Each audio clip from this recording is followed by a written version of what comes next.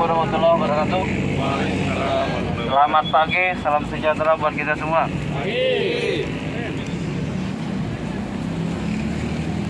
Pada hari ini kita ada bersilaturahmi. Ada di 2 tempat, bisa jadi 3. Tapi yang utama adalah ke kantor gubernur yang ada di Geraha Kepri. Sebenarnya hari ini dari Geraha Kepri ada 2 plan juga, ke Dompak sama ke Geraha Kepri. Tapi kemarin kita sudah ngirim utusan, ada 5 orang yang pergi ke sana. Ternyata menurut mereka lebih baik kita temui aja di Kota Batam. Jadi hari ini mereka ada di Geraha Kepri. Iya atau tidak kita lihat saja nanti. Karena bisa bilang iya, aktualnya mungkin tidak ada. Ya kan? Yang jelas mereka sudah menyatakan kesanggupan melalui 5 orang yang kita utus ke Dompak minggu lalu. Itu mereka bersedia menerima di Geraha Kepri. Apa sih yang diterima gitu ya? Mungkin kita bertanya-tanya. Bagaimana kita ketahui bahwasanya OMK Kota Batam sudah 2 tahun sekarat. Kenapa dibilang sekarat? Semenjak keluar Undang-Undang Nomor 11 Tahun 2020 Omnibus Law itu, naik kita tahun 2021 hanya 0,5, naiknya 20.000, ya kan? Tahun 2022 naiknya berapa? 35.000, 0,86 saja. Untung internal kita sudah diantisipasi terlebih dahulu dan manajemen pun siap berkolaborasi sama kita. Makanya di situ di pasal 40 juga pasal 52 itu dicombine, digabung menjadi satu, di mana salah satunya adalah pada saat sebelum 2021, sebelum 0,5 itu naik, appraisal tahunan yang terjadi di bulan April, orang yang nilai D itu 0, itu tidak dapat apa-apa, 0% dapatnya. Nah, setelah kita berkoordinasi dan berkolaborasi dengan manajemen, karena budgetnya ada, jadi berkolaborasi dengan mereka, akhirnya dicombine bahwasanya sejelek-jelek orang, sekalipun nilainya nilai D, kan selama 1 tahun itu dia tetap berkontribusi walaupun nilainya D. D dalam hal ini ya perlu dilihat juga D-nya itu seperti apa. Kadang D-nya itu hanya karena DI-nya, terutama yang cowok-cowok sering ngerokok, telat masuk, DI-nya kena, ya kan? Makan, tak ngobrol kemana, kelupaan, lupa DI-nya. Nah, itu contohnya. Jadi akhirnya kita putuskan sementara bahwa nilai D itu tetap mendapatkan angka. Jadi kita putuskan udah 2 tahun kita di angka nilai D itu 1,5% dari basic. Nah, selama 2 tahun ini juga sebelumnya itu tidak seperti itu. Misalnya UMK-nya naik 20.000 dari operator sampai gigi 11 itu naiknya 20.000 semua sama rata sama rasa, misalnya kan. Jadi 20.000 ya 20.000 naiknya, semua orang 20.000. Tapi setelah ada perjanjian, ada komunikasi sama kita tidak mau lagi menggunakan hal seperti itu. Jadi kita running by presentasi, jadi persen. Jadi tapi makin besar basic atau tunjangan rumahnya yang ada, itu makin besar dia akan terima kalau dia presentasi. Jadi kalau naiknya kayak kemarin hanya 35.000, dengan dikombin seperti itu melalui presentasi, ya kalikan sendirilah ya, 4.150.539 itu dikalikan minimal itu 1,5%. Yang tadinya nggak dapat. Kemudian juga berjenjang di situ. Kalau dulu kan ada golongan-golongan, golongan 1, golongan 2, golongan 3, sehingga timbullah kurvanya seperti angka X. Nah, kalau sekarang enggak, semua sama, tidak ada istilah golongan, berdasarkan grade, berdasarkan basic, Setiap bulan April itu berdasarkan kenaikannya berdasarkan presentasi. Nah, itu internal kita yang sudah kita lakukan advokasi dan komunikasi melalui manajemen, itu yang sudah kita sampaikan dan itu sudah fix. Nanti di 2023 biasanya mereka panggil lagi kita, ya kan? Kita komunikasi lagi seperti apa. Siapa tahu, karena ini yang akan kita tuntut hari ini yaitu tentang kenaikan BBM. Kenaikan BBM seperti mana kita ketahui itu 30% lebih naiknya. Hanya BBM-nya saja. Kenaikan BBM itu dari 7.600 sekarang 10.000. Naiknya sekitar 30%. Nah, berdasarkan itu sekarang juga lagi mereka godok. Kita sudah ajukan proposal untuk kenaikan tunjangan transportasi. Tunjangan transportasi yang kita ajukan ya tidak hanya berdasarkan presentasi kenaikan BBM-nya saja 30% itu. Tapi dampak dari kenaikan BBM itu pun itu kita masukkan ke dalam pengajuan kenaikan transportasi itu. Memang kalau kita lihat mungkin ya, nggak tahu ya, ada kawan-kawan yang pernah bekerja di perusahaan lain, terus terang aja di kita itu sudah terlalu tinggi memang. Udah terlalu tinggi. Saat ini kita ada transportasinya 22.200 per sekali datang. Tapi tidak ada masalah, mereka ada niat baik, tapi mereka masih godok gitu, masih mencermati, masih mempelajari dari proposal kita itu. Adapun proposalnya belum bisa kita publish sekarang, yang jelas di atas kenaikan BBM yang kita usulkan. Ya, kita lihat 1 minggu atau 2 minggu ke depan, kemungkinan dari manajemen akan menyampaikan angka berapa yang mereka sepakati, dan nanti akan disampaikan sama kita. Bisa sepakat, bisa tidak, ya kan? Karena awal kita mengajukan proposal ke mereka, kemudian nanti mereka mengajukan counter balik dari mereka proposalnya seperti apa. Nah, nanti kita bertemu, komunikasi dari situ. Jadi yang berpakaian putih sama biru siap-siap untuk hadir. Pura-pura nggak tahu dia. Nggak, Kang, bohong aja tuh. Oke. Salah satu yang akan kita tuntut hari ini adalah tentang kenaikan BBM itu. Kemudian sebentar lagi itu akan ada kenaikan UMK tahun 2023, ya kan? Yang kita tuntut dari SPMI itu adalah angkanya antara 10 sampai 13%. Kenaikan dari 4150 kalau salah kayak 359 itu yang kita tuntut adalah angkanya 10 sampai 13% dari angka yang ada UMK sekarang. Karena itu dia tadi, kita sudah dari Dewan Pengupahan Kota Batam, salah satunya kita juga ada masuk dalam keanggotaan itu, telah melakukan 2 kali survei ke pasar-pasar. Ternyata memang angka terendah dari 64 item KHL itu ada di kisaran 4.500.000 sampai 4.900.000. Itu angka yang terendah. Kalau tertingginya menurut BPS itu angka di angka 7.300.000. Tapi karena undang-undang cilaka inilah, karena ada batas bawah, batas atas, batas bawah. Jadi kalau 7.300.000 diambil tengah-tengah aja cuman berapa?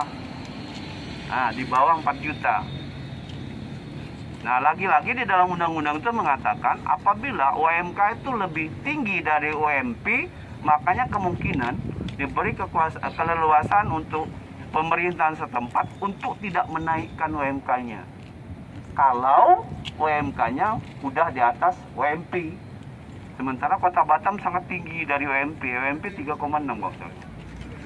Nah, di bawah 4 juta. Sementara kita sudah 41 lebih, 4150. Nah, itu yang harus kita perjuangkan.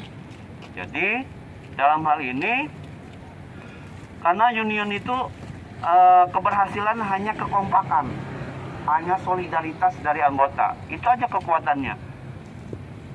Misalnya demo pada hari ini, ayo kita turun sama-sama. Kita tunjukkan bahwasanya kita menolak apa yang mereka putuskan.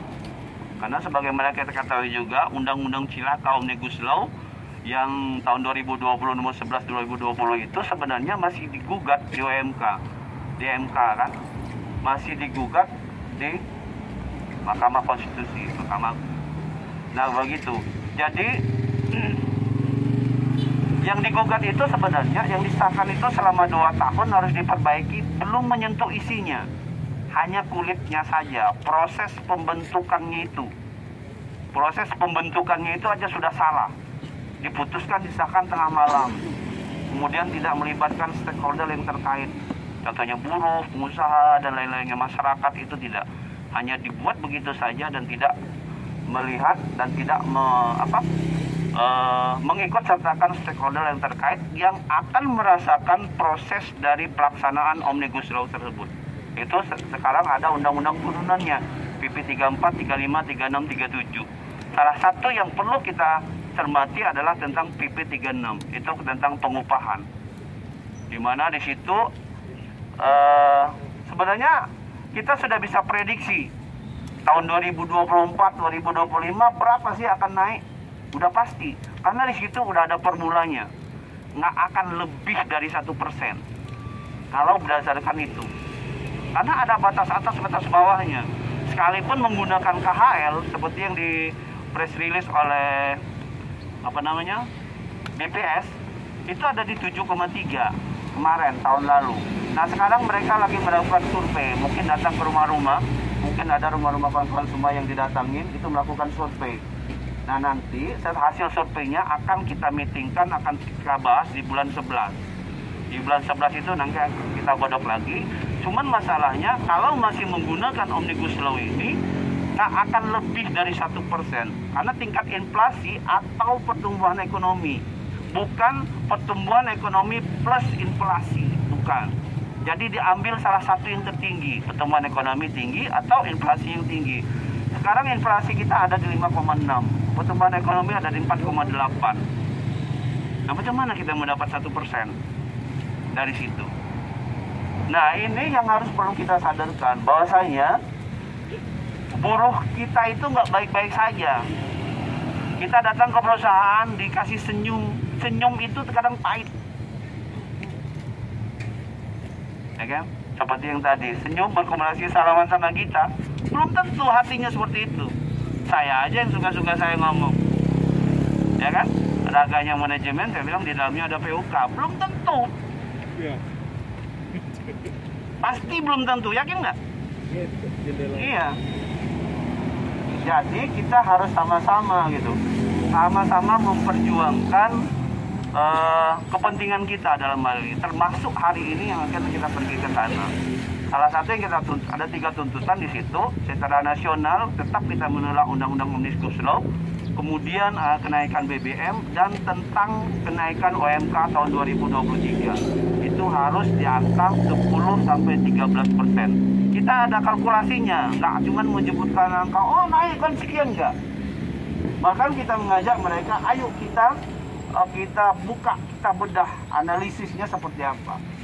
Makanya kita sudah melakukan sudah ada 7 pasar yang kita survei. Hasilnya yang terendah itu ada di 4,49 berapa, 4,5. Yang paling rendah ada di mana coba? Pasar Angkasa. Ya kan? Kalau yang di sini ada di 4,7, Piayu. Ada di 4,7. Apiari itu 4,9. Botania 6,1. Angkanya ada sama saya, karena waktu itu kita juga ikut dalam itu kan.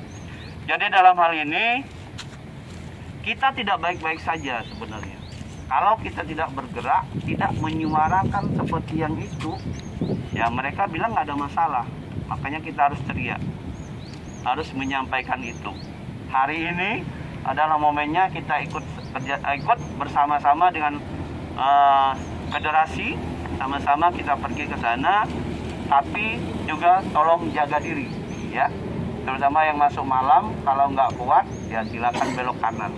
Bukan ngusir ya, tapi kalau kuat silakan bertahan, tidak ada masalah, ya.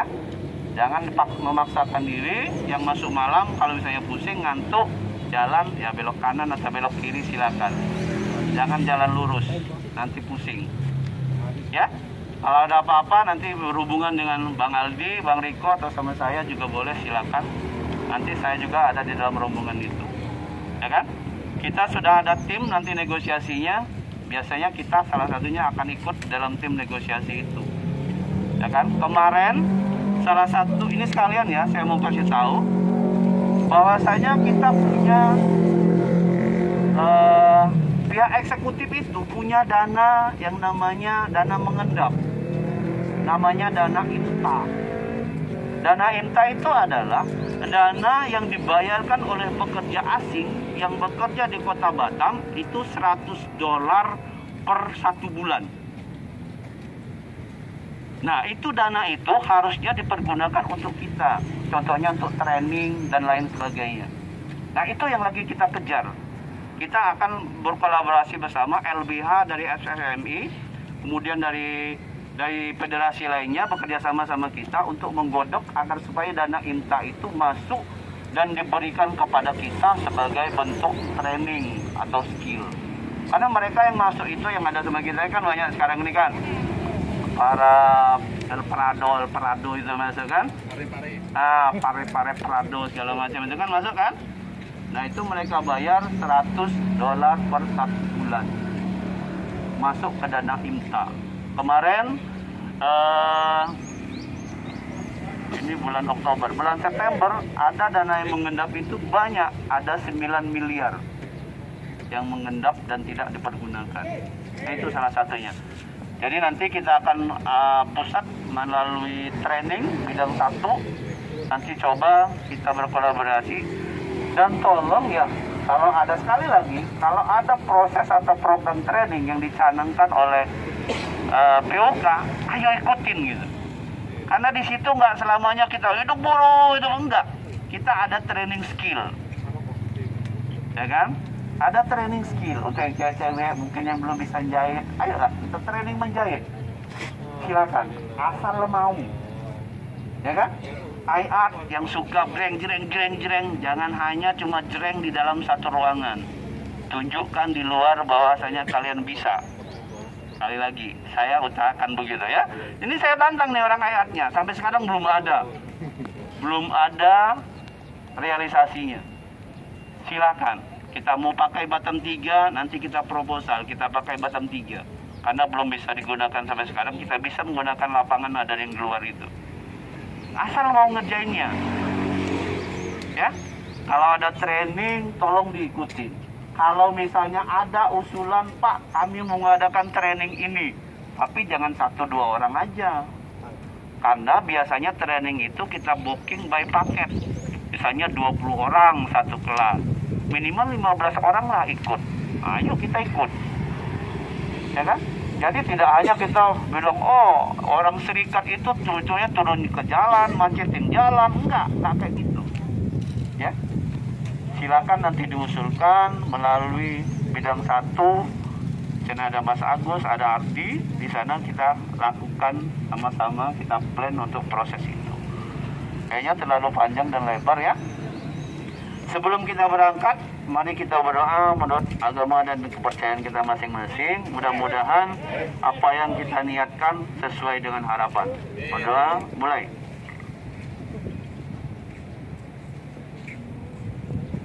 Doa selesai. Mari sama-sama kita beres ke sana. Kita pergi ke Panbil, nanti komandonya Bung Riko. Ya, saya serahkan ke Bung Riko. Kurang lebih mohon maaf. Assalamualaikum warahmatullahi wabarakatuh.